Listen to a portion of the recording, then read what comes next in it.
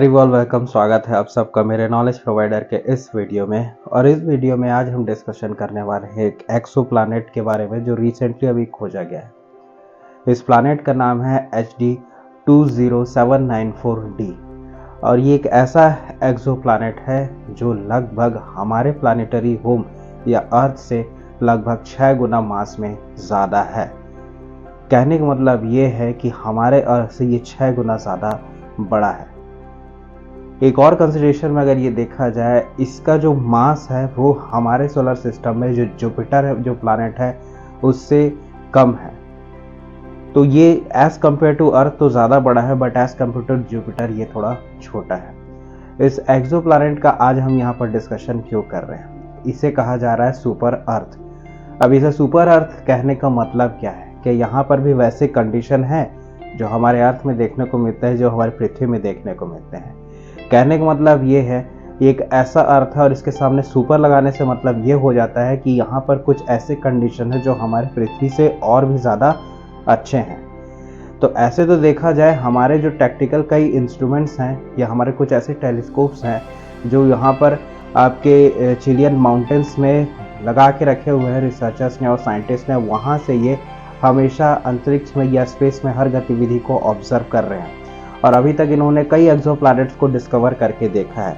और इसी कंसिडरेशन में अब जाके ये इस पर्टिकुलर प्लैनेट की खोज की गई है।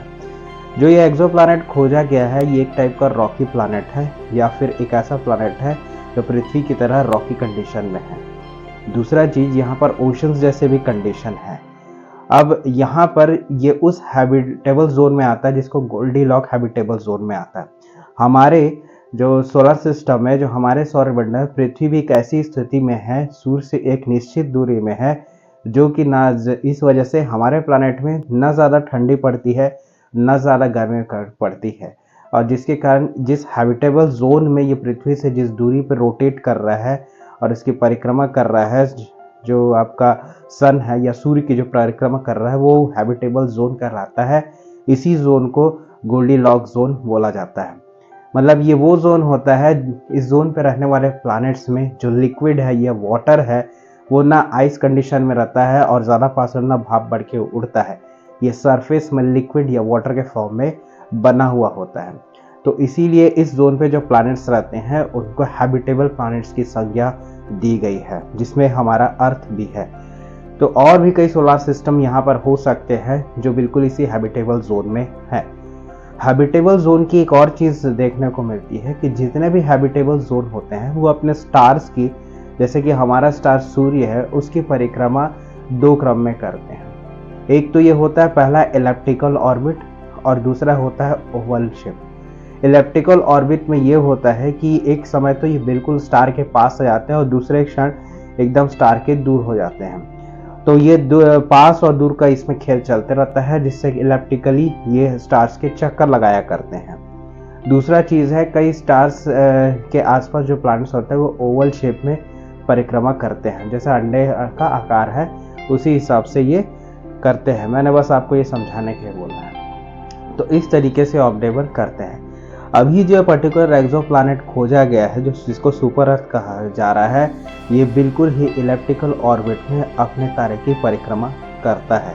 तो यहाँ पर ये चीज़ को देखा जा रहा है और ऑब्जर्व किया जा रहा है। और इंटरेस्टिंग बात इस एक्सो प्लैनेट की ये है कि अभी तक कई एक्सो प्लैनेट्स तो बहुत दूर खोजे गए हैं, लेकिन अब ये जो रिसेंट एक्सो प्लैनेट खोजा गया है, ये सिर्फ आपके 20 लाइट ईयर्स दूर है हमारे सौरमंडल से। तो फ्यूचर में अगर हमारे पास कोई ऐसी टेक्नोलॉजी आ जाती है, तब हम ये एक्सपेक्ट कर सकते हैं कि हम इस एक्सो प्लैनेट पे रिसर्च कर पाएंगे, अपने सैटेलाइट्स को भेज पाएंगे, या हो सके कई मानव मिशंस हैं या फिर ह्यूमन मिशंस को भी, एक्सपीडिशन को हम अंजाम दे पाएंगे। तो फ्यूचर में क्या है ये तो अभी एक्सपेक्टेड या हम एक्सपेक्ट नहीं कर सकते, लेकिन हाँ, एक चांसेस ज़रूर निकल के आ रहे हैं कि जिस तरह से एक्सो प्लैनेट्स को खोजा जा रहा है, साइंटिस्टों के ज़्यादा ऑब्जर्वेशन जा रहा है, तो यूनिवर्सिटी ऑफ ऑक्सफोर्ड के जो साइंटिस्ट और रिसर्चर्स थे, उन्होंने इसको डिटेक्ट किया है और इसको डिटेक्ट करके इन्होंने ये काफ़ी इसकी चीज़ को पता लगाया है और कई दशकों से ये एक्सो प्लैनेट्स की खोज कर रहे हैं और यहाँ पर काफ़ी ऑब्जर्वेशन इन्होंने इकट्ठा किया है, तब जाके ये इसे एक एक्सोप्लैनेट की संज्ञा दे रहे हैं। तो होप कि वीडियो आपको पसंद आया होगा।